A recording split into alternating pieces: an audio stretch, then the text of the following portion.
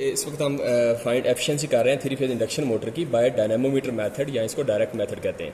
अब आप देखें इसके अंदर आप हमें ये इसका सर्किट अगर आप देखना चाहें तो सर्किट इसका इसमें 3 फेज इंडक्शन मोटर होगी और आगे जनरेटर लगा होगा। 3 फेज इंडक्शन मोटर होगी, इसका स्लिप रिंग इंडक्शन मोटर है इस वक्त, और उसके आगे हमारा डीसी जनरेटर लगा हुआ है। अब इसमें हमने करना ये है कि सबसे पहले इनपुट पावर निकालनी है इसकी।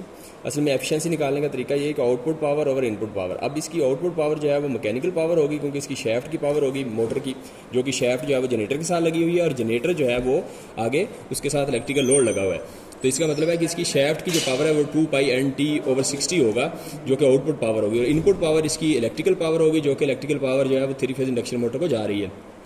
अब इनपुट पावर इलेक्ट्रिकल पावर तो हम उसके वाटेज से निकाल लेंगे, वाट मीटर होल्ड लगाया होगा हमने 3 फेज, उससे हम वाटेज निकाल लेंगे। लेकिन जो इसकी आउटपुट पावर है उसके लिए 2πNT/60 ये मैकेनिकल पावर है, इसमें N और T चाहिए होगा। N के लिए RPM है, N के लिए हमें RPM चाहिए होंगे। तो RPM के लिए हम ये करेंगे कि वोल्ट्स में हमें RPM, ये टैको जनरेटर लगा हुआ है नीचे शैफ्ट के साथ, ये शैफ्ट के साथ टैको जनरेटर है, ये वोल्टेज देता है, यानी शैफ्ट जब मूव करती है तो वोल्टेज देता है, और इसकी जो कन्वर्जन रेट है वो 1000 RPM पे ये 7 वोल्ट देता है। अगर 7 वोल्ट DC दे इसका मतलब इसके RPM 1000 है, तो इस तरह अकॉर्डिंगली हम इसको कन्वर्ट करते जाएंगे। तो ये वोल्टेज आ जाएंगे और इसको कन्वर्ट करेंगे तो RPM में आ जाएंगे। अगर 10.18 है, ये 10.18 है अगर, तो इसको अब 7 वोल्ट पे अगर 1000 RPM देता है तो इसको कन्वर्ट करेंगे तो ये इस तरह आ जाएगा। और फोर्स निकालनी है तो फोर्स के लिए देखें यहाँ, तो ये आपको यहाँ ये स्केलिंग नजर आ रही होगी, ये इधर न्यूटन लिखा हुआ है, न्यूटन, इसकी 2 स्लॉट्स बनी हुई हैं, ऊपर भी 2 हैं और नीचे भी 2 स्लॉट्स बनी हैं, जिसमें ये स्केल आपने डालना है। ये जो है इसमें देखें इधर न्यूटन लिखा हुआ है पहली स्लॉट में, तो इसका मतलब आपने ब्लैक में ये न्यूटन है, ये न्यूटन लिखा हुआ है। ब्लैक में अगर रीडिंग लेनी है तो आपने इसको पहली स्लॉट में डालना है और इधर भी पहली स्लॉट में डालना है, ये स्लॉट्स जो है। और अगर ये यहाँ पाउंड लिखा हुआ है, पाउंड का मतलब ये रेड में अगर रीडिंग लेनी है तो इसको दूसरी स्लॉट में डालेंगे आप, और इधर भी दूसरी स्लॉट में आप इसको डालेंगे तो तब पाउंड में आएगी। तो फिलहाल हम न्यूटन में ले रहे हैं, न्यूटन मीटर टॉर्क लेना है, तो न्यूटन में लेने के लिए हमने इसको पहली स्लॉट और ऊपर पहली स्लॉट में इसको एडजस्ट कर दिया। अच्छा जी, ये पहली स्लॉट है, ये दूसरी है, पहली में डाल दिया। अच्छा, इसके बाद देखेंगे इस वक्त हमने क्या किया है, ये 3 फेज सप्लाई जो है इसको हम स्लिप रिंग इंडक्शन मोटर को दे रहे हैं। ये स्लिप रिंग इंडक्शन मोटर जो है वो स्टार में कनेक्ट की हुई है, इसके 3 टर्मिनल शॉर्ट किए हैं और 3 जो है इसको हमने AC सप्लाई दे दी है, और AC सप्लाई की ये वाली ये पॉइंट है जहाँ से ऑन करेंगे।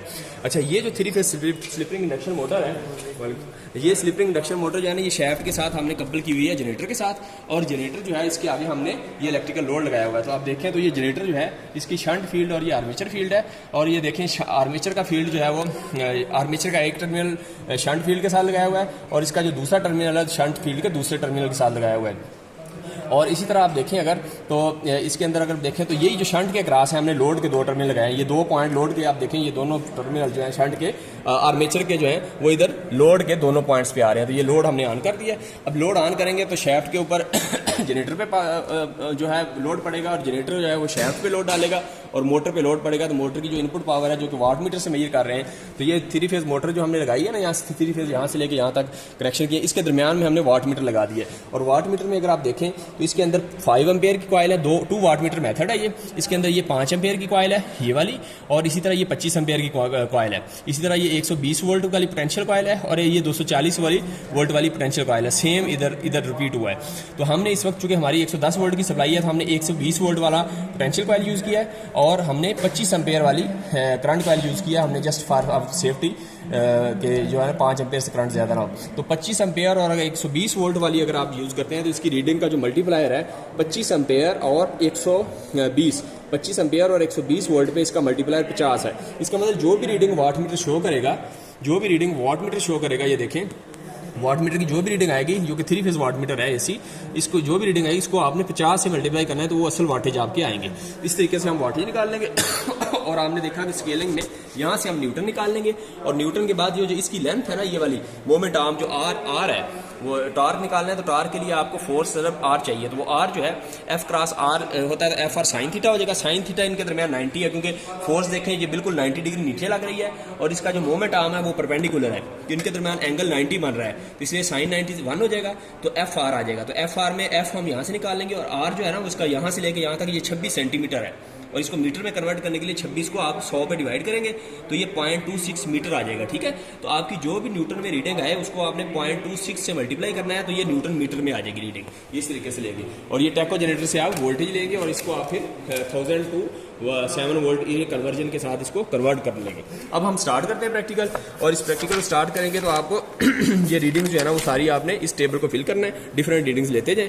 तो आप देखेंगे इनपुट पावर देखते जाएं, और ये वोल्टेज जो है ये वोल्टेज वोल्ट्स में जो है ये इस मीटर से चेक करते जाएं, ये जो टेको हमने जनरेटर के साथ लगा हुआ है। और उसके बाद फोर्स जो है हम न्यूटन से इधर से आप चेक करते जाइएगा यहाँ से, और इसके बाद जो टार्क है इसको आपने जस्ट 0.26 से इसको मल्टीप्लाई करना है, 0.26 से हर चीज़ को मल्टीप्लाई करेंगे, ये 0.26 है इस केस में। और इसी तरह जो है पावर जो है आपकी निकल आएगी NT के साथ मल्टीप्लाई के 2/NT, और इनपुट पावर आपकी ये है, आउटपुट ओवर इनपुट आप डिवाइड करेंगे तो ये एफिशिएंसी आ जाएगी, फिर आप इसका ग्राफ भी बना सकते हैं। अब हम स्टार्ट करते हैं यहाँ से। देखिए मैंने ये AC सप्लाई ऑन की, ये मोटर ऑन हो गई है, ये देखिए मोटर ऑन हो गई है इस वक्त। अब ये मोटर ऑन हो गई है तो आप देखेंगे कि ये रीडिंग भी आ रही है, लोड की रीडिंग भी आप नोट कर लें। ये फोर्स इस वक्त जो है वो 2.9 है, 2.9 न्यूटन फोर्स है। और यहाँ से आप वोल्टेज की रीडिंग देखेंगे तो 10.29 वोल्ट है, इसको आप 7 वोल्ट टू 1000 RPM है, तो आप 10.28 को आप उसके हिसाब से कन्वर्ट करें तो आपके RPM भी आ जाएंगे। और इसी तरह वाटेज की रीडिंग देखें तो यहाँ देखें, अगर हम इसको एग्जैक्ट देखें रीडिंग तो इस वक्त ये जो शो कर रहा है 1 2 3 4 ये 4 पे है इस वक्त, ये 4 है। और इसका मल्टीप्लायर चूँकि 50 है तो 4 को 50 से मल्टीप्लाई किया तो ये आ गया 200, तो ये इस वक्त 200 वाट मोटर हमारी पावर ले रही है। इलेक्ट्रिकल पावर इनपुट पावर 200 वाट होगी। और इसी तरह जो है आपने देखा ये नो लोड पे चलाया हुआ है, अभी लोड कोई नहीं ऑन किया हमने, तो ये रीडिंग भी आ गई, वो वोल्ट्स भी आ गए और न्यूटन भी आ गए, और बाकी चीज़ें आप कैलकुलेट कर लेंगे। अब अगली रीडिंग लेते हैं, हम लोड ऑन करते हैं। ये नेक्स्ट लोड हमने ऑन कर दिया, ये नेक्स्ट लोड ऑन किया तो आपने देखा कि ये वाटेज की रीडिंग जो है इस वक्त अगर हम उसको नोट करें तो 1 2 3 4 4.5 है। और 4.5 को जब आप मल्टीप्लाई करेंगे आप 50 से तो आपकी वो रीडिंग आ जाएगी, ठीक है, ये रीडिंग आ जाएगी। और इसी तरह आप न्यूटन भी चेक कर रहे हैं, ये देखें न्यूटन्स, और इसके अंदर अगर देखें तो ये 3.7 पे है, 3.7 न्यूटन आ गया। और अगर वोल्ट्स में RPM जो है वोल्ट्स में देखें टेको जनरेटर की तो 10.24 वोल्ट्स हैं, इसको RPM में कन्वर्ट कर लीजिएगा, तो ये तीनों रीडिंग आ गई। अब नेक्स्ट लोड ऑन कर रहा हूँ, ये नेक्स्ट लोड ऑन कर दिया। इस नेक्स्ट लोड में मैं वाटेज देखूँगा तो इस वक्त वाटेज मेरी है 5.5 है। ये 5.5 को आप 50 से मल्टीप्लाई करेंगे, और जो न्यूटन है इस वक्त इसको अगर आप देखें तो ये 4.9 आ रहा है, ये न्यूटन आ रहा है। और इसके बाद वोल्ट्स अगर आप देखें तो ये 10.19 आ रहा है, तो इससे आप बाकी रीडिंग्स निकाल लेंगे। अब मैं नेक्स्ट लोड ऑन कर रहा हूँ, ये देखें नेक्स्ट लोड ऑन कर दिया। इसमें अगर वाटेज की रीडिंग देखूँ मैं तो वाटेज इस वक्त मेरी आ रही है 5 6 और 6.5 है, तो ये 6.5 को 50 से मल्टीप्लाई करें। और जो न्यूटन जो है इस वक्त देखें आप तो ये 6.1 है। और इसके बाद वोल्ट्स अगर देखें आप तो ये 10.11 आपको वोल्ट्स नज़र आ रहे हैं, जो जिससे RPM निकालेंगे। नेक्स्ट लोड ऑन कर रहा हूँ, ये देखिए नेक्स्ट लोड ऑन कर दिया। वाटेज अगर मैं देखूँ आपकी तो वाटेज इस वक्त है आपकी 5 6 7 8 है। 8 को मल्टीप्लाई 50 से करेंगे तो 400 वाट आ जाएगा। और इसके बाद अगर आप न्यूटन में लोड देखें तो इस वक्त ये 8.2 है, 8.2 न्यूटन है। और इसके बाद अगर आप वोल्ट्स देखें तो 9.9 वोल्ट्स हैं, ठीक है। अब नेक्स्ट लोड ऑन कर रहा हूँ मैं, ये देखें ये नेक्स्ट लोड आखिरी लोड ऑन किया, और इसमें देखें अगर तो इस वक्त हमारी जो रीडिंग है वो 10 पे आ रही है, 10 पे, बिल्कुल 10 पे। 10 का मतलब है 10 मल्टीप्लाई 500 वाट है इसके। और इसमें लोड देखें तो इस वक्त ये 9.9 है, 9.9 ये स्केलिंग देखें तो 9.9 पे है। और इसी तरह अगर आप इसमें रीडिंग देखें वोल्ट्स की तो 9.87 है, 9.87 है। इससे हमने ये देखा कि सारे लोड ऑन करके ये 5 रीडिंग्स हमने और एक नो लोड पे 6 रीडिंग्स ले ली हैं। अब इन 6 रीडिंग्स को अब ऑफ करें और इसके बाद ये सप्लाई ऑफ कर दें। तो ये this is the end of today's session.